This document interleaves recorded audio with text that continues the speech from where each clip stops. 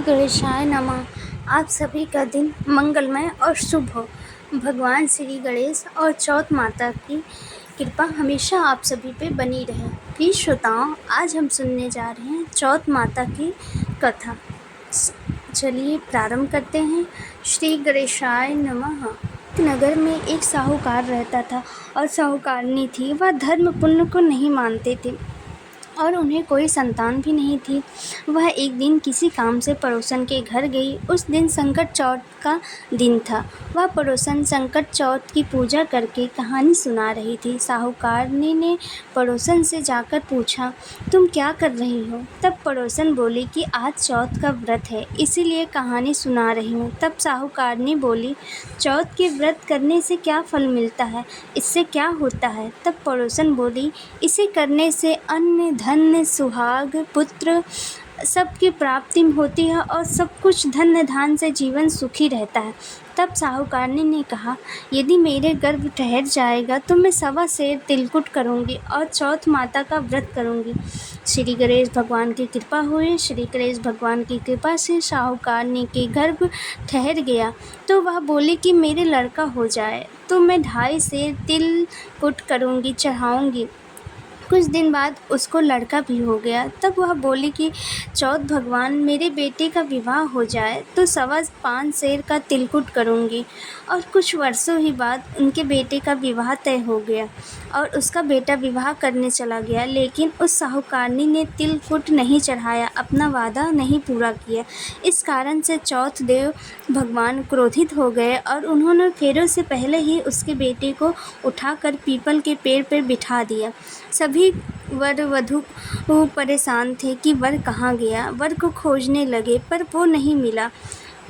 हताश होकर सभी लोग अपने अपने घर को लौट गए। इधर जिस लड़की से साहूकारनी के लड़के का विवाह होने वाला था, वह अपने सहेलियों के साथ गणगौर पूजा के लिए जंगल में दूब ढूंढने गई। तभी रास्ते में पीपल के पेड़ से एक आवाज़ आई, ओ मेरी अर्धब्याही, ओ मेरी अर्धब्याही।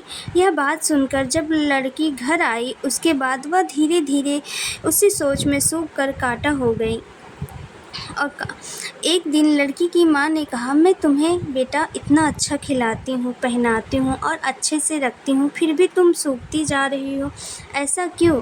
क्या कारण है तुम्हारे इस गुमसुम और चुप रहने का? तब लड़की ने अपनी माँ से कहा कि वह जब भी जंगल में दूब लाने जाती है तब पीपल के पेड़ से एक आदमी बोलता है कि ओ मेरी अर्धब्याही, ओ मेरी अर्धब्याही। उसने दूल्हे वाले वस्त्र पहने हैं, मेहंदी लगाए हैं। यह सुनकर मैं डर जाती हूँ। तब लड़की की माँ ने पीपल के पेड़ के पास जाकर देखा तो वहाँ उसका जमाई था।